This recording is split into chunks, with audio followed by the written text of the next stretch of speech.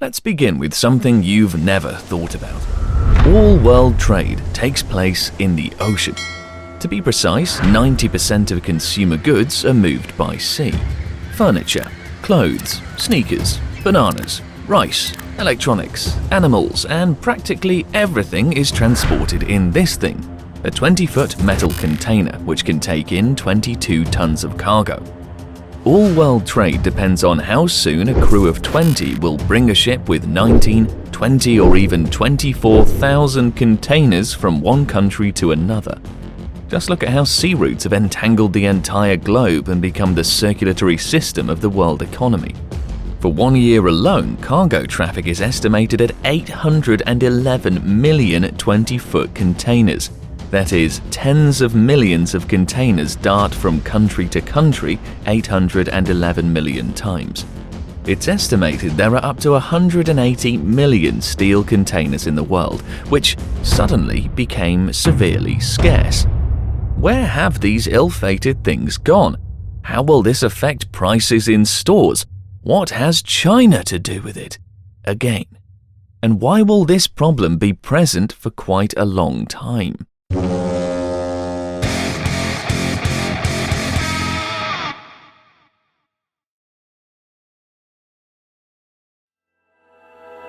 Balance. This is what our story revolves around. The stable functioning of any system depends on the strength of the connections between the elements and the resource allocation. If there is a skew somewhere, the system starts to shake. And this skew has arisen due to the pandemic.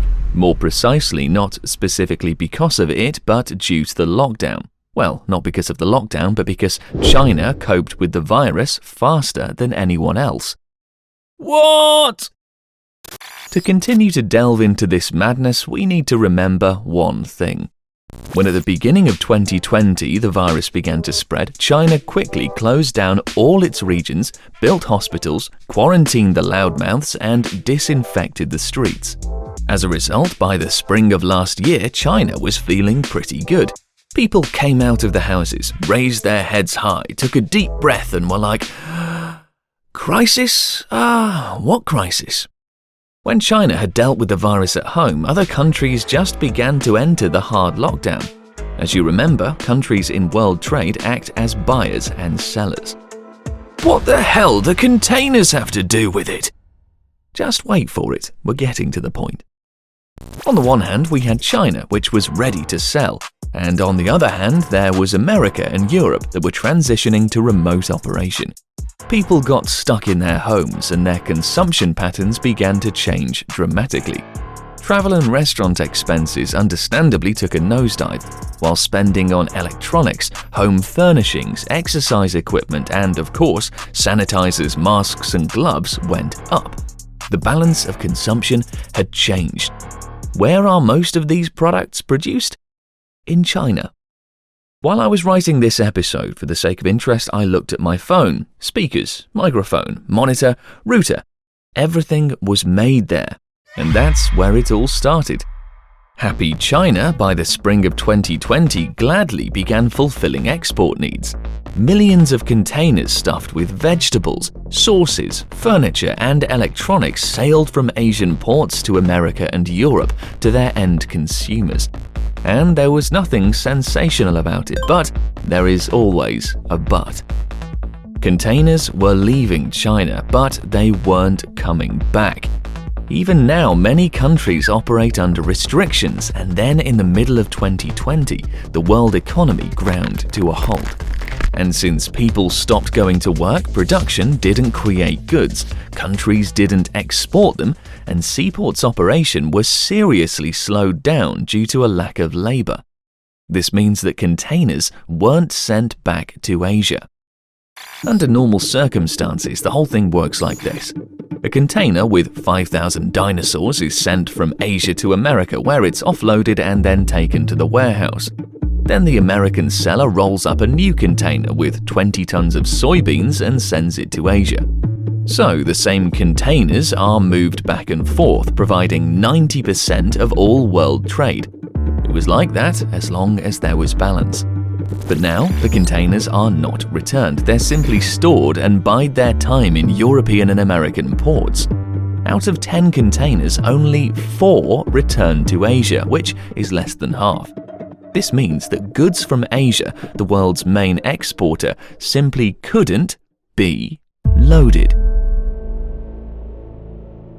In one of our videos, we said that China was returning to normal life while other countries weren't. Roughly speaking, China was ready to sell abroad, but buyers were still struggling with the consequences of the coronavirus. But nobody expected that selling a ton of goods to other countries would lead to the first signs of collapse in August of 2020. There were just not enough containers. By August, the price for the transportation of one container exceeded $2,000. To understand how ridiculous it is, look at this pre-crisis graph. An okay price was around $1,500, give or take $300. But here we have $2,000. And as you understand, it was only the start of the party which continued through the fall, winter, and carried over to 2021. And now the cost of transportation is storming the $5,500 figure. It has increased by almost 4 times compared to pre-pandemic times. But we looked at the average world index. To assess the full scale of this insanity, we need to check specific routes. All right, ready? The transportation cost of one container from Shanghai to Rotterdam will be $8,371, but taking it back will cost $7,000 less. It is a 6 times difference. Here is another example of an Asian route. Shanghai to Los Angeles is $5,211, but Los Angeles to Shanghai is $589, a difference of almost 9 times. These are record figures in the entire history of sea freight. Moreover, for the last year, there has been a new record every month. Now imagine yourself being a carrier. You're transporting 20,000 containers from Shanghai to Los Angeles. Your journey takes 12 days. You need 4 days to unload. For each container, you get $5,211. Now you have to wait another 4 days to make the return trip for 9 times less money. And this is provided that the container ship is packed quickly and all the cargo is at port. And as we have already said, since America and Europe are still recovering from the crisis and getting vaccinated, they don't have that much cargo to export. Moreover, all this time there hasn't been enough labor force in the port. Because of the same restrictions, there are now fewer workers at the docks: loaders, drivers, crane operators, terminal workers, chassis adjusters. All these factors lead to the fact that the carrier starts to think, why the hell should I wait for you to wake up and load my ship? The sooner I return to Asia, the faster I'll earn money on the next trip to America. Several of our major customers report that virtually every ship leaving China and other export areas is fully loaded, but because of the tight sailing schedules and the need to turn ships quickly, they're unable to wait for all the empty containers, and they leave with 5% to 8% fewer containers on the back haul leg than there were on the front haul leg.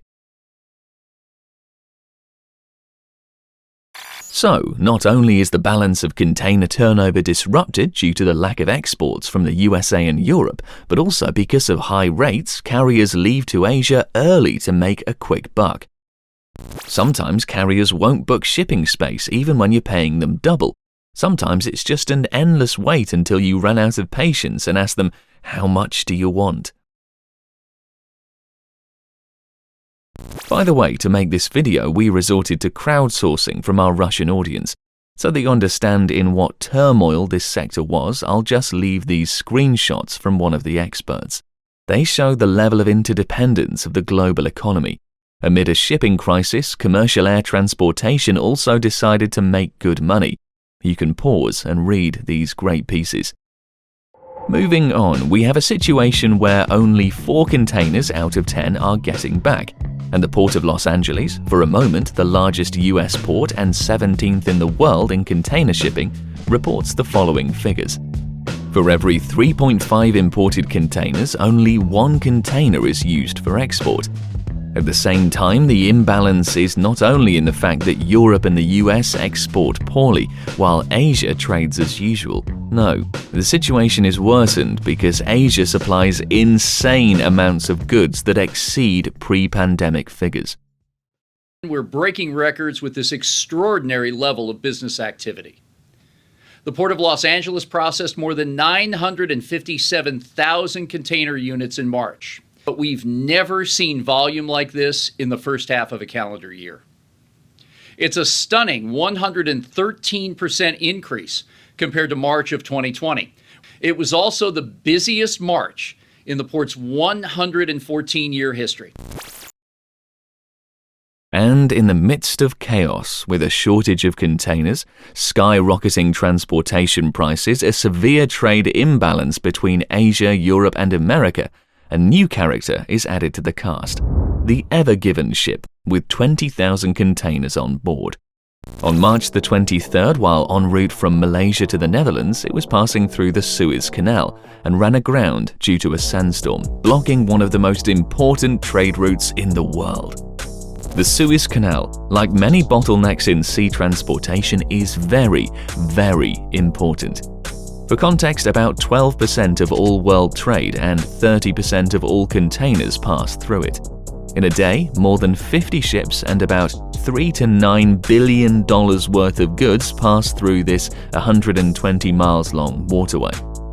So we estimated the cost of this 1 week disruption to between 30 and $50 billion.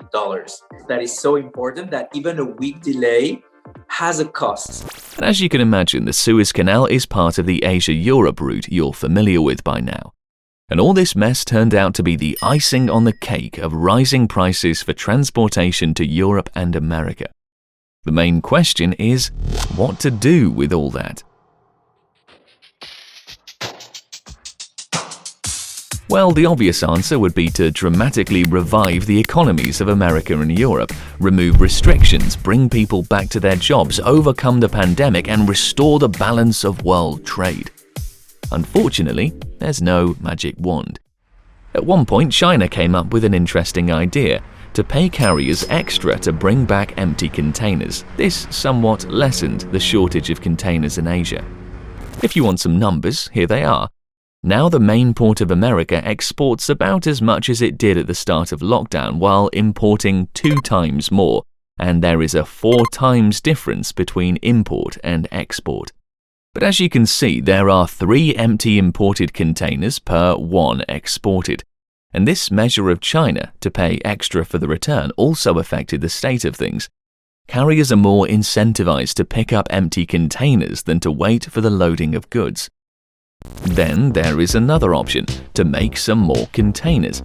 After all, these are just welded sheets of steel. Now guess which country these containers are made in. 85% of the market is occupied by China. And manufacturers are well aware of the shortage, so they raised prices for new containers by more than half. And besides, they're in no hurry to increase production. The United States even launched an investigation to find out whether Chinese manufacturers are holding back production on purpose to maintain high prices and make huge profits. Because if they are, then container manufacturers, leasing companies, and carriers get to cherry-pick. The prices for all these operations skyrocketed, and the costs will be paid by the end customer, as usual. Of course, you've been waiting for a little more detailed information on which products this will affect. First of all, simple household items and food. Basically, all the goods whose prices are strongly influenced by the transportation cost. So it will hardly affect complex electronics because a tiny chip itself costs hundreds of dollars. Alright, ready? In January 2021, Vietnam exported half as much coffee, the same situation with the rice supply. India, which is the world's #2 sugar supplier, exported 70,000 metric tons in January 2021, which is down to less than 1/5 of its volume a year earlier. Think about it, less than 5 times. All this mess even encroached on the sacred toilet paper. The largest manufacturers of raw materials for toilet paper speculated that a global shortage was coming. And the most amazing thing is that no one knows when the global economy will regain balance. At first, back in 2020, they said that everything would be settled in just a few weeks. Then it moved to 2021. Now they say that all this crap will continue in 2022 and even in 2023. In other words, such a nuisance is here to stay, as if there weren't enough problems for us already. Today, the world is incredibly interdependent. The success of an operation depends on the carefully planned cooperation of thousands of people scattered around the planet, many of whom haven't even seen each other. Toffler called this the arrival of the second wave. There's a much more popular term among the common folk: globalization. There's this feeling that the world is never going to stop. Together with technological progress, viruses mutate wildly, which affects the economy. Everyone adapts as best they can.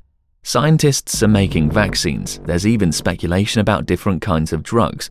Ports are trying to speed up their work. And today, 17 container ships are being processed at the Port of Los Angeles. That's a 70% jump compared to pre-pandemic averages. Terminal land utilization remains above 90%, operating more than 10 to 15% above traditional capacity throughout this surge. And the topic of interdependence of state economies is so deep that we have hardly touched even the tip of the iceberg in this video. Well, let's stay on top of it, my friends. If you enjoyed this video and would like to learn about the chip shortage, then you know where to post your requests. In the meantime, leave a like, hit that subscribe button and click the bell to receive notifications. And I am Boney Wright.